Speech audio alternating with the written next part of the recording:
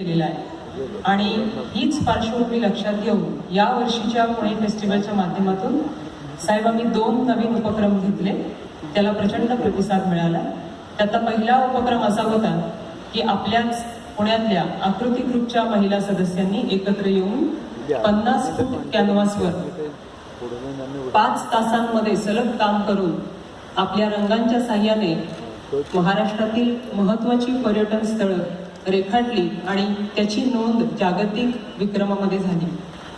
आणि ही मोठी अचीवमेंट पुणे फेस्टिवलच्या व्यासपीठावर झालेली आहे. यावर्षी आम्हाला जे अपेक्षित होतं की महाराष्ट्रातल्या पर्यटन स्थळांचं चांगलं ब्रँडिंग व्हावं तेही महिलांच्या हस्ते अशा पद्धतीने साकारलं गेलंय. दुसरी महत्त्वाची गोष्ट यावर्षी अशी नव्याने झाली की आपण या नवीन पर्यटन धोरणाबाबत एक परिसंवाद आयोजित केला होता, ज्याला देखील उदंड प्रतिसाद पुणेकरांनी दिला.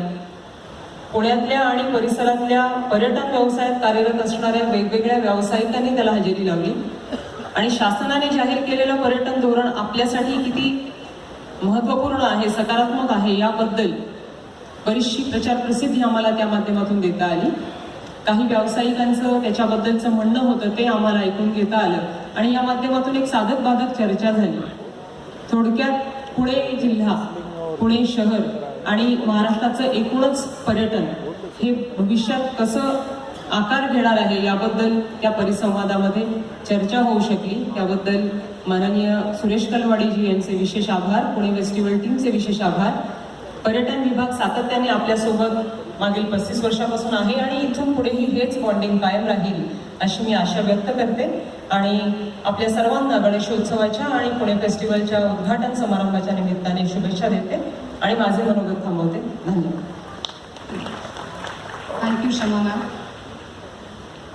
Before we continue with the rest of the evening, it is our distinct honor to recognize the Pangul Ari Sarvajanik Ganpati Trust from Ganeshpet as they proudly celebrate their 100th year. Their centenary